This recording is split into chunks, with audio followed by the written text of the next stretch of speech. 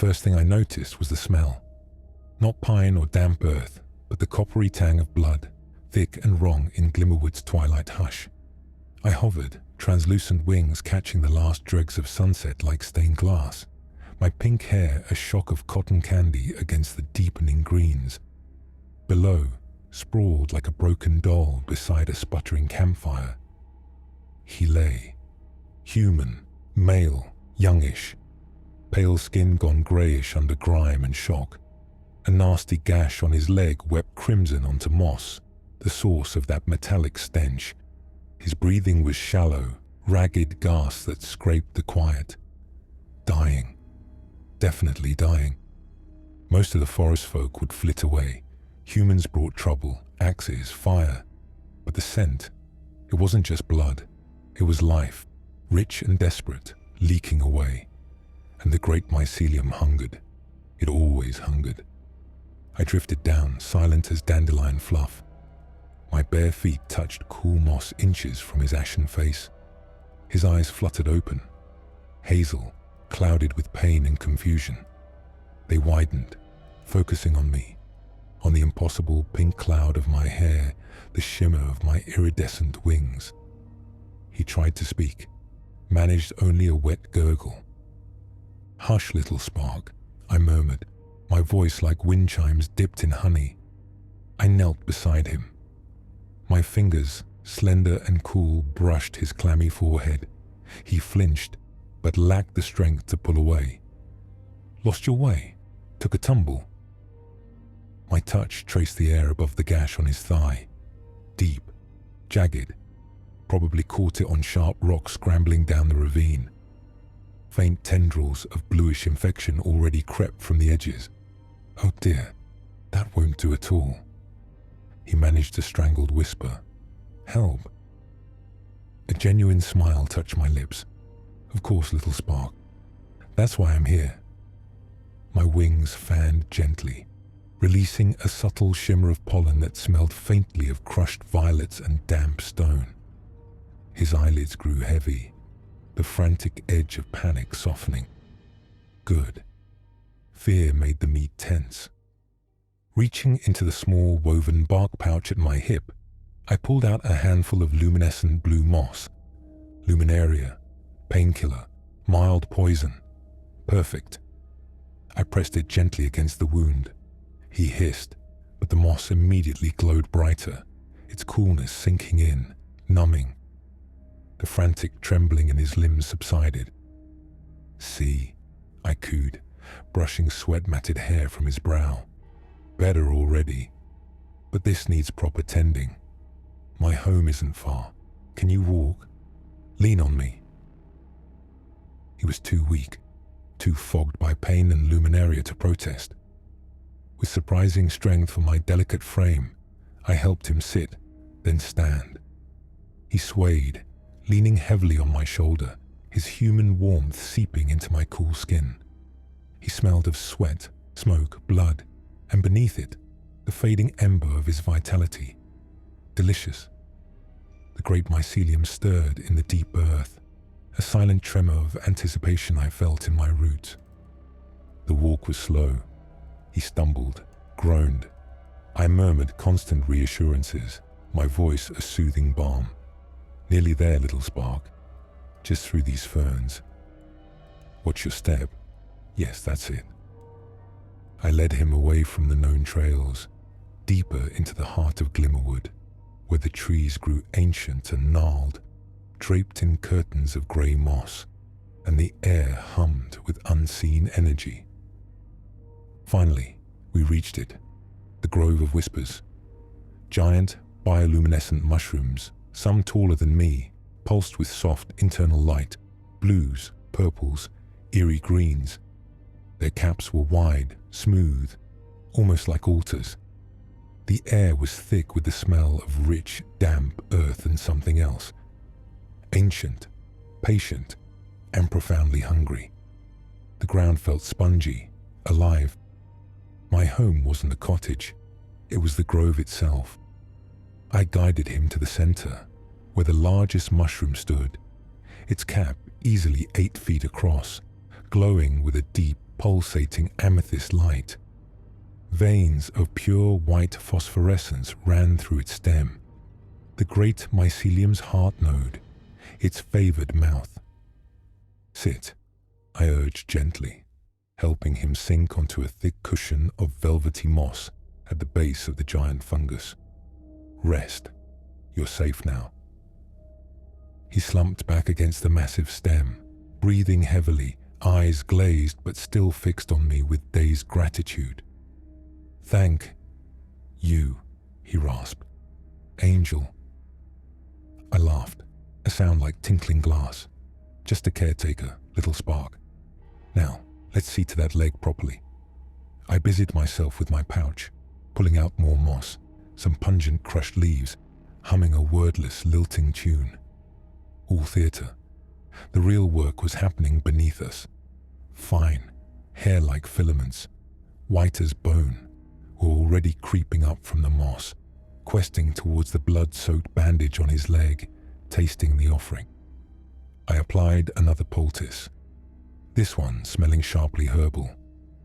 "This will draw out the sickness," I lied sweetly. "It would encourage blood flow, make the offering richer." I felt the great mycelium's approval, a deep, resonant thrum vibrating up through the soles of my feet, making the tiny glowing spores on my wings shiver. He drifted in and out, lulled by the luminaria and my false comfort. Twilight deepened into true night. The grove glowed brighter, the mushrooms casting shifting colored shadows.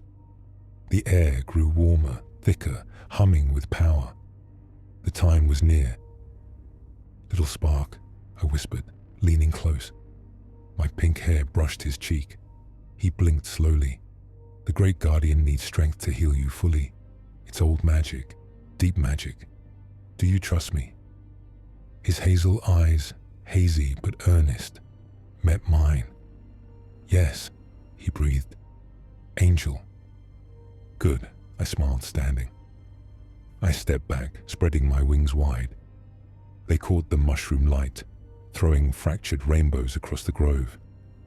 "Offer your thanks, offer your strength, kneel before the guardian and ask for its blessing." It sounded like a prayer. It was a prayer, just not for him. Confusion flickered across his face, but the compulsion woven into my voice, amplified by the grove's energy and the lingering luminaria, was strong. Groaning, he pushed himself up from the moss. He swayed, putting weight on his bad leg. Pain flashed, clearing some of the fog. He looked down at the moss around his feet. The white filaments were thicker now, visibly creeping up his boot laces, tasting the leather. His gaze snapped to the giant mushroom. The amethyst glow seemed to deepen, to focus. The smooth surface of the cap rippled slightly, like thick liquid. A faint, wet, sucking sound, almost below hearing, began to emanate from its base. The dazed gratitude in his eyes shattered, replaced by dawning ice-cold horror. He looked at me, truly looked, past the pink hair and shimmering wings, saw the ancient emptiness in my eyes, the serene detachment, saw the patient hunger radiating from the towering fungus. "No," he choked out, stumbling back a step. What is this?" "The grove accepts its due," I said, my voice still melodic, but devoid of warmth now, detached, observational. "Your life force is strong, little spark, a worthy offering. The great mycelium will be nourished." The sucking sound grew louder. The white filaments surged, whipping around his ankles, climbing his calves with shocking speed, anchoring him. The giant mushroom cap rippled more violently, and a fissure began to open in its center. A deep, dark slit that glistened with thick, clear slime. He screamed then. A raw, primal sound of utter terror that echoed in the glowing grove. He tried to wrench free, but the fungal bonds held with impossible strength. He clawed at them, fingers scrabbling against the cold, fibrous strands. His eyes, wide with understanding and despair, locked onto mine. You saved me. Too. The horror choked him. All things feed, little spark, I said softly, watching the fissure widen. Even angels. The terror, the realization of betrayal so absolute, so monstrous, finally broke him. His struggle ceased. His body seemed to fold in on itself under the weight of unimaginable horror, not from the pain in his leg, but from the annihilation of hope, the grotesque purpose of his rescue. His legs gave out. He dropped, not fainting, not collapsing from weakness. He dropped to his knees before the towering, pulsating, slime-glistening maw of the great mycelium, in a posture of utter, hopeless surrender. His head bowed, not in prayer, but in the crushing acceptance of his fate. The final offering presented. The fissure yawned wide. The wet, sucking sound became a hungry roar. The white filaments tightened, pulling him inexorably forward.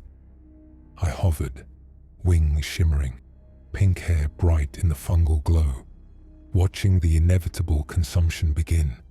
My duty fulfilled. The grove would feast tonight.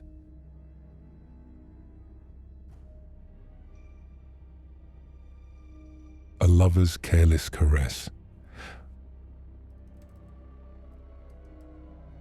The scent of jasmine tea still hung in the air, sharp and accusing over the burnt toast smell of Tuesday morning.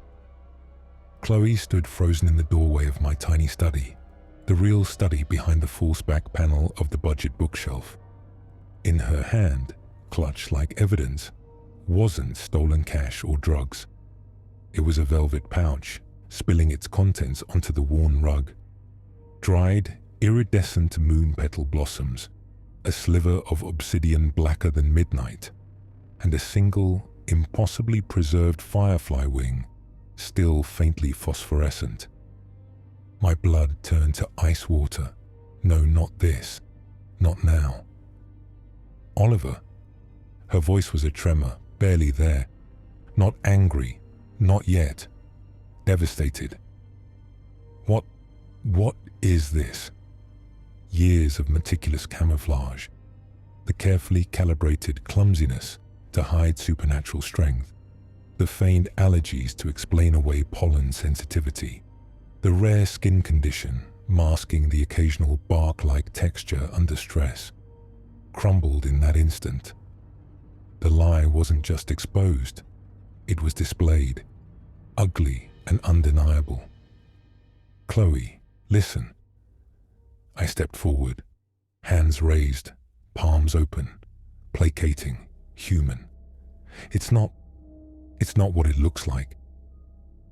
Really. The devastation hardened, cracking into something brittle and dangerous. She held up the firefly wing.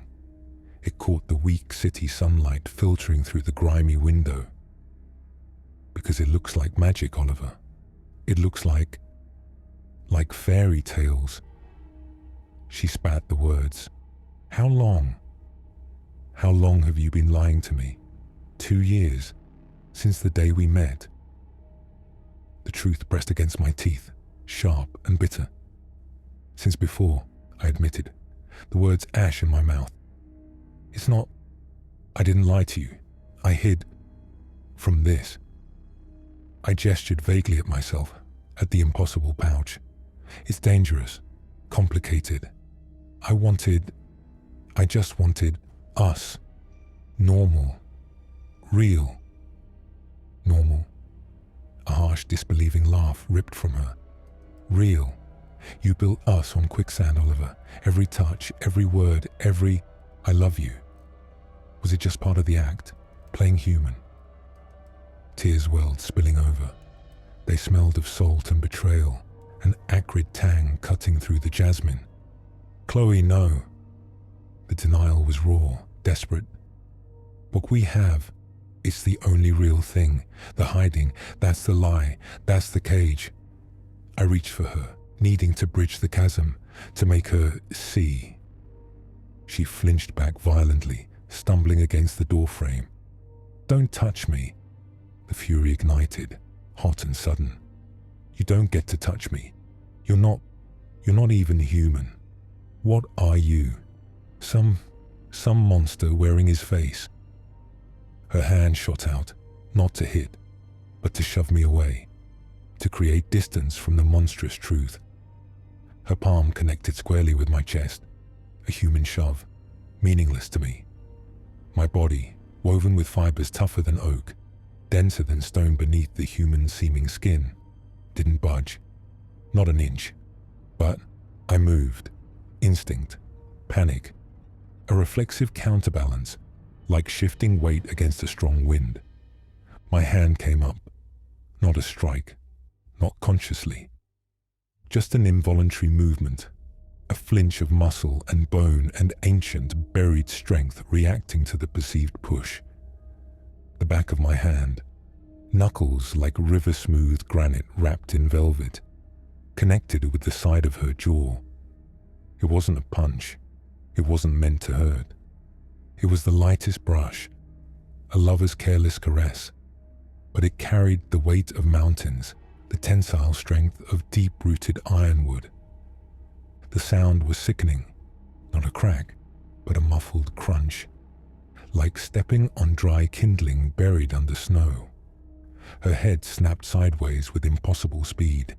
Her eyes, wide with shock and lingering fury, glazed instantly. The vibrant, fiery light within them, the light that had drawn me across a crowded gallery opening 2 years ago, snuffed out like a candle in a hurricane. Time fractured. She didn't cry out. She didn't stagger. She simply folded.